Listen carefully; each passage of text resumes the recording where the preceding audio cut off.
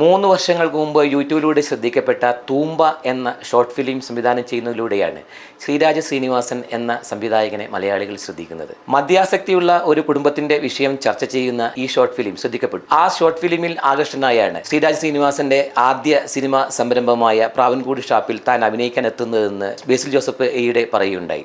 അൻവർ റഷീദ് എന്റർടൈൻമെന്റിന്റെ നിർമ്മാണ സഹായത്തോടു കൂടി ഈ സിനിമ ശ്രീരാജ ശ്രീനിവാസൻ ആദ്യമായി തിയേറ്ററുകളിൽ എത്തിക്കുമ്പോൾ അത് ഒട്ടും നിരാശ പകരുന്നതല്ല എന്ന് ഒറ്റവാക്കിൽ നമുക്ക് ആദ്യമേ സൂചിപ്പിക്കാം. പകൽ കള്ളുവിൽപ്പനയും രാത്രി കാലങ്ങളിൽ ചീട്ടുകളിയും ഒക്കെ നടക്കുന്ന തൃശ്ശൂർ ജില്ലയിലെ ഒരു ഗ്രാമത്തിലെ ഒരു കള്ളുഷാപ്പിൽ നടക്കുന്ന ഒരു കൊലപാതകവും അതിനെ ചുറ്റിപ്പറ്റിയുണ്ടാകുന്ന പോലീസ് അന്വേഷണവും ഒപ്പം തന്നെ സമാന്തരമായി ആ കൊലപാതകത്തിൽ ഉൾപ്പെടുന്ന അല്ലെങ്കിൽ പങ്കിടുന്ന സംശയിക്കുന്ന ഒരാൾ നടത്തുന്ന സമാന്തര അന്വേഷണവും ഒക്കെ ചേർന്നതാണ് ഈ സിനിമയുടെ കഥാതന്തു. 2025 ത്രില്ലർ സിനിമകളുടെ കാലഘട്ടമാണെന്ന് തോന്നുന്നു. ഈ കഴിഞ്ഞ ആഴ്ച ഇറങ്ങിയ ഐഡന്റിറ്റി, രേഖാചിത്രം തുടങ്ങിയ സിനിമകൾ അത്തരത്തിലുള്ളതാണ്.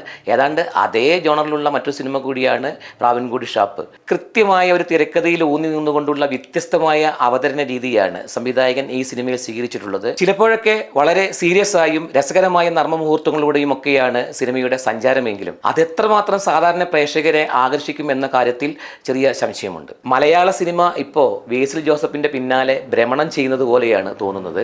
ഈ അടുത്തിറങ്ങിയ സിനിമകൾ ശ്രദ്ധിച്ചാൽ നമുക്കത് മനസ്സിലാവും. ബേസിൽ അഭിനയിച്ച സിനിമകളെല്ലാം തന്നെ തിയേറ്ററുകളിൽ ഹിറ്റാവുകയോ സൂപ്പർ ഹിറ്റാവുകയോ ചെയ്തിട്ടുണ്ട് എന്ന കാര്യത്തിൽ സംശയമൊന്നുമില്ല. SI രാജേഷ് എന്ന കഥാപാത്രത്തിലൂടെ ഈ സിനിമ മുന്നോട്ട് കൊണ്ടുപോകുന്നതിന് വലിയ കരുത്ത് പകർന്നിട്ടുണ്ട് എന്നുള്ള കാര്യത്തിൽ സംശയമൊന്നുമില്ല. ഭിന്നശേഷിക്കാരനായ കണ്ണൻ എന്ന കഥാപാത്രത്തെ അവതരിപ്പിക്കുക വഴി തൻ്റെ സൂക്ഷ്മമായ ചലനങ്ങളാൽ അതിഗംഭീരമാക്കി മാറ്റിയിട്ടുണ്ട് സൗവിൻ. ഒരു രക്ഷയുമില്ലാത്ത അഭിനയമാണ് സൗവിൻ ഷാഹിറിൻ്റെത്. അതിവൈകാരികമായ നല്ല മുഹൂർത്തങ്ങൾ പ്രേക്ഷകർക്ക് സമ്മാനിക്കാൻ സൗവിൻ ഷാഹിറിനെ സാധിച്ചിട്ടുണ്ട്. ഒപ്പം എടുത്തു പറയേണ്ട മറ്റൊരു കഥാപാത്രം ചെമ്മ വിനോദിൻ്റെതാണ്. കള്ളുഷാപ്പിലെ സ്ഥിരം സന്ദർശകനായ അദ്ദേഹം തുടക്കത്തിൽ സൂക്ഷിക്കുന്ന ഒരു അസാധാരണത്വം ക്ലൈമാക്സിൽ ഗംഭീരമാക്കി മാറ്റുവാൻ ചെമ്മ വിനോദിന് സാധിക്കുന്നുണ്ട്.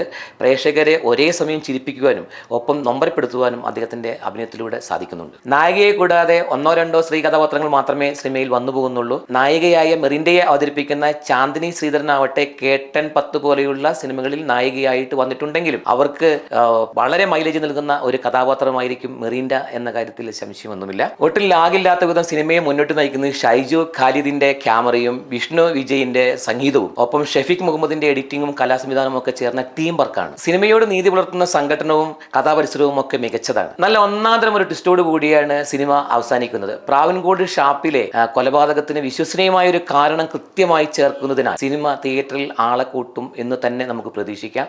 മറ്റു സിനിമയുമായി നമുക്ക് വീണ്ടും കാണാം. അതുവരെ